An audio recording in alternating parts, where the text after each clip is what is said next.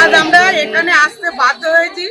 দীর্ঘ 2 মাস ধরে আমরা এই অন্নপূর্ণা যোজনার কাজ করেছি। আমাদের বিডিও অফিস থেকে জোর করে এই কাজের দায়িত্বটা দেওয়া হয়েছে।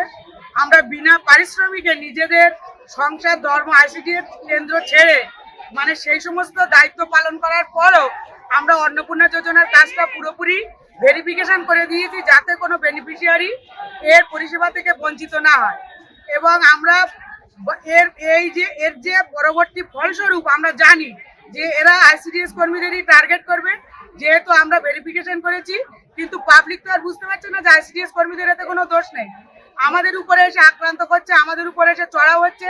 এখানে বিডিও অফিস বা সিডিপিও ম্যাডাম কি বলবেন বা কি করছেন আমাদেরকে বলা হয়েছিল আপনারা কাজটা করুন, আমরা গ্রামে গ্রামে মাইকিং এর ব্যবস্থা করব, আপনাদের পুলিশ প্রোটেকশনের ব্যবস্থা করব।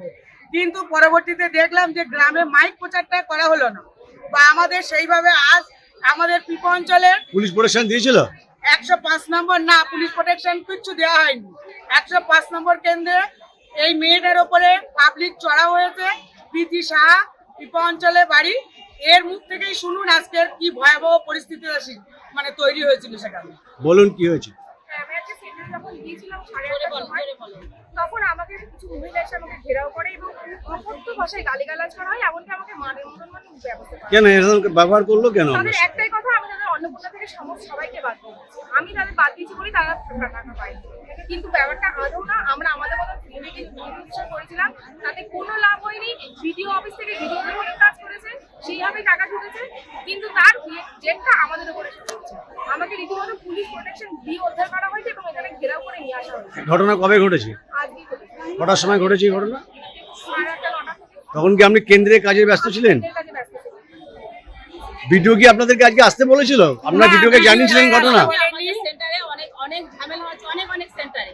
এমনকি আমার সেন্টারও আজকে আমি তো বলেই দিয়েছিলাম যে আমরা কোনো দোষী না, আমরা কিছু জানি না। আমাদের কাছ থেকে একটা লিস্ট তৈরি করে দিতে বলেছিল। ওরা বলেছিল ভুয়ো ভোটার, বাংলাদেশি, তারপরে কার দোতলা বাড়ি আছে, কি ইনকাম ট্যাক্স দেয়, এরকম ধরে আমাদের একটা লিস্ট করে দিতে বলেছিল। আমরা সেই মতো পাঠিয়েছি। আমাদের পাঠানোর লিস্ট বাদ দিয়েও আমরা যাদের হচ্ছে আমরা ডিলিট করে দিয়েছি যেগুলো, তাদেরও টাকা এসছে, কিন্তু আমাদের লিস্ট অনুযায়ী কোনো মানে টাকা তাদের ছাড়েনি। প্রকৃত উপভোক্তা তারা কিন্তু টাকা পায়নি। বহু গরিব মানুষরাই বাদ গেছে। আমি প্রত্যেক এলাকা থেকে যা মেয়েদের কাছে খবর পাচ্ছি, প্রতিটা এলাকা থেকে মানে গরিব মানুষরাই বাদ গেছে। তারপর শুনুন, তারপরে একটা কথা বলি, কারণ একবার টাকা ঢুকেছে, দ্বিতীয়বার বন্ধ, দুবার টাকা ঢুকেছে, এ মাসে বন্ধ। এটা হচ্ছেটা কি? আমরা আইসিডিএস কর্মীদের আমাদের বলা হয়েছে আপনাদের 5,000 টাকা অনারিয়াম বাড়ালাম, হিসেব মতো দেখা গেল 3,000 টাকাটা আমাদের অন্নপূর্ণা যোজনা থেকে বাদ দেওয়া হলো। আমরা সেটাও স্বীকার করে নিলাম। তাহলে আখেরে বেড়েছে কিন্তু 2,000 টাকা আমাদের অনারিয়াম। পাবলিককে ঘোষণা করা হয়েছে 5,000 টাকা। আমরা সেটাতেও কোনো প্রতিবাদ করিনি যে হ্যাঁ আমাদের 3,000 টাকা অন্নপূর্ণা দিচ্ছেন না, পাবলিক পাক। পাবলিককে যদি দিতে হয় আমাদের কাছে কত হলো সবাইকে দিন, নয়তো দেবেন না। আমরা এই অত্যাচার, আমরা এইরকম অত্যাচার আমরা সহ্য করতে পারছি না। প্রতিনিয়ত প্রতিটা সময় আমাদের উপর অত্যাচার করা হচ্ছে, মানসিক নির্যাতন।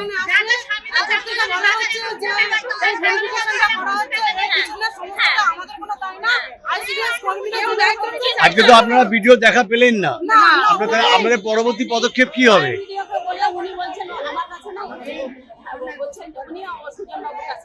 আপনাদের পরবর্তী পদক্ষেপ তাহলে কি হবে? আমরা এর বৃহত্তর আন্দোলন করব।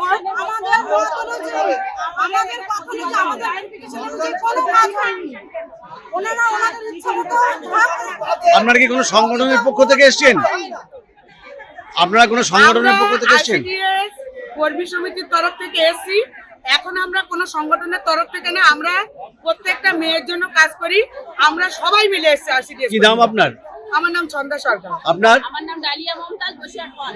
এই ভিডিওটিকে লাইক করুন, আপনার গুরুত্বপূর্ণ মতামত কমেন্টের মাধ্যমে আমাদের জানান এবং আমাদের চ্যানেলের ভিডিও সবার আগে দেখার জন্য ইউটিউবে গণশক্তিকে সাবস্ক্রাইব করুন, ফেসবুকে ফলো করুন এবং শেয়ার করুন আপনার পরিচিতদের মধ্যে। আমাদের চ্যানেলে আপলোড হওয়া ভিডিও নোটিফিকেশন পেতে বেল আইকনটি ক্লিক করতে ভুলবেন না।